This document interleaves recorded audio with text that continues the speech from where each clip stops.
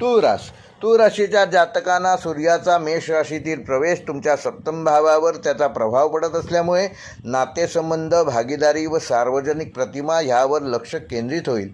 राशीस्वामी शुक्र बुधासोबत सुंदर युती करत असल्यामुळे संवादातील गोडवा आणि आकर्षण वाढणार आहे. मात्र मंगळाच्या प्रभावामुळे काही ठिकाणी वादाची ठिणगी पडू शकते, तेव्हा वादापासून दूर राहा आणि संवाद साधा. गुरुचा सकारात्मक दृष्टिकोन तुम्हाला योग्य निर्णय घेण्यास मदत करेल, तर शनी तुमच्याकडून जबाबदारीची कामे करण्यास मदत करेल.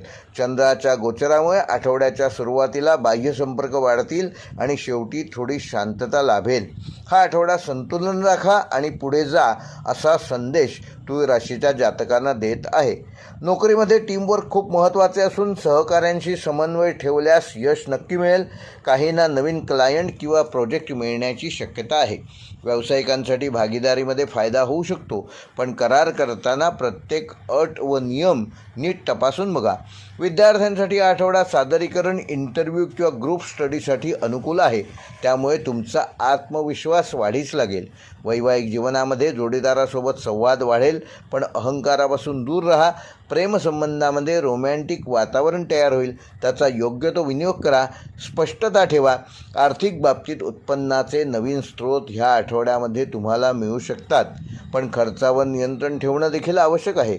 आरोग्याच्या दृष्टीने तूळ राशीच्या जातकांना किडनी, त्वचा व हार्मोनल असंतुलनाशी संबंधित त्रास या आठवड्यात जाणवू शकतो, त्यामुळे भरपूर पाणी प्या आणि संतुलित आहार घ्या. तूळ राशीसाठी या आठवड्याचा शुभ अंक आहे 6 व 9. शुभ रंग आहे गुलाबी व निळा. शुभ वार आहे बुधवार व शुक्रवार. शुभ दिनांक आहे 13 व 16 एप्रिल.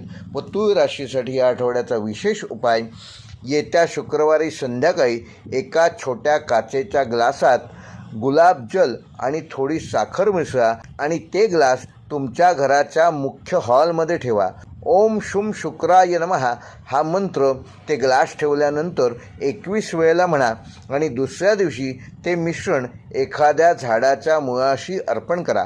हा उपाय केल्यामुळे तुमच्या नातेसंबंधामध्ये गोडवा निर्माण होईल, आर्थिक स्थिरता प्राप्त होईल आणि घरातील सकारात्मक ऊर्जा वाढवण्यामध्ये तुम्ही यशस्वी ठराल.